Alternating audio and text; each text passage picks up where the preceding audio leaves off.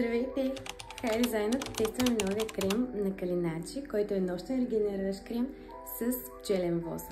Тъй като за този вид козметика се изисква малко повече време, за да се установи какъв е резултата и какво сме постигнали, ще го тествам между 5 и 7 дни. Всеки ден ще ви снимам, когато го нанасям вечер, преди лягане. Това е крем, който е също така, освен за лице, за деколте и за шия, така че ще го нанасям и в тази зона.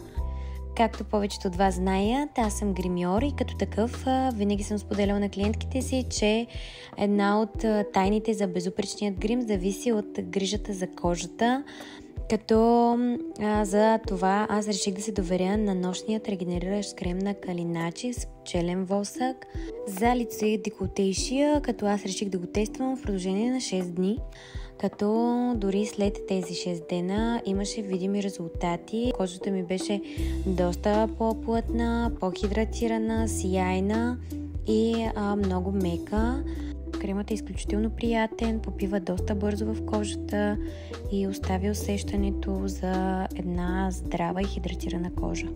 Като със сигурност ще продължа да използвам кремът и след това, защото има наистина видима разлика. Много майки ще се съгласят с мен, че след раждането кожата се променя. Не при всички, но поне при мен беше така, тъй като моята кожа беше доста по-мазна и по-скоро комбинирана, но в последствие стана доста суха и чувствителна. Реших да се доверя на продуктите на Калиначи и да изпробвам техния нощен регенериращ крем, който всъщност свърши доста добра работа. Усещам кожата си доста по-хидратирана, плътна и също така сияйна, като резултати се забелязват още след използването първите 5-6 дена.